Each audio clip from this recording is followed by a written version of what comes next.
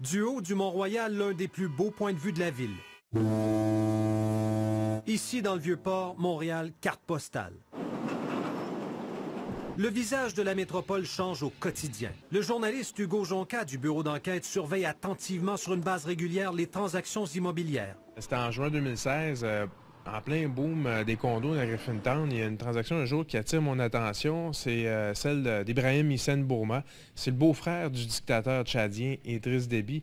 Lui, tout d'un coup, il achète plus de 3 millions de dollars de condos d'un coup. Une année complète d'enquête journalistique menée par Hugo Jonca et ses collègues pour apprendre que des dizaines de propriétés, particulièrement ici à Montréal, sont entre les mains des politiciens, des hauts gradés et des hommes d'affaires proches des régimes les plus corrompus d'Afrique. Ils investissent depuis des années dans l'immobilier québécois, presque toujours sans prendre d'hypothèque, ce qui ne semble pas avoir éveillé la curiosité des autorités. C'est des dizaines de propriétés, mais c'est une quinzaine de personnes, puis il y en a pour plus de 30 millions de dollars. Vous avez bien entendu autour de 35 millions de dollars de propriétés achetées au Québec par des individus qui, pour la plupart, ont fait l'objet d'enquêtes pour divers délits ou crimes financiers, soit dans leur pays d'origine, soit en Europe, où les procès sur la corruption de despotes africains se multiplient.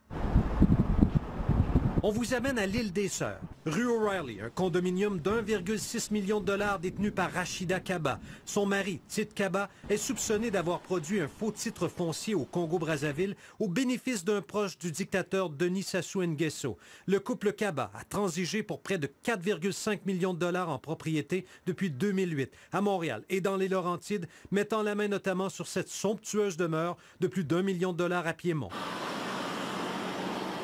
D'autres exemples des recherches approfondies du bureau d'enquête. À Gatineau, 2 immeubles d'appartements détenus par Jean-Jacques Bouya, un ministre congolais au cœur des pires systèmes de corruption d'Afrique. Il est parvenu à dépenser près d'1,5 million de dollars dans le secteur Elmer. Que l'amour de Dieu. Wilfrid Nguesso, fils de dictateur. Il est propriétaire de cette maison d'1,4 million dans Ville-Mont-Royal. La France vient de l'arrêter pour blanchiment de détournement de fonds publics. La tour de Condotel Le Cristal, où Voltaire Bressetto Obami détient 2 unités, un homme d'affaires sous la loupe des autorités anticorruption françaises. Son investissement au centre-ville, près d'1 demi-million, sans hypothèque. Si en Europe, les autorités ont lancé la chasse aux biens mal acquis, au Canada, non seulement l'expression n'existe pas, mais personne ne pose encore la question à ses investisseurs. Yves Poirier, TVA Nouvelles, Montréal. TVA Nouvelles, Montréal.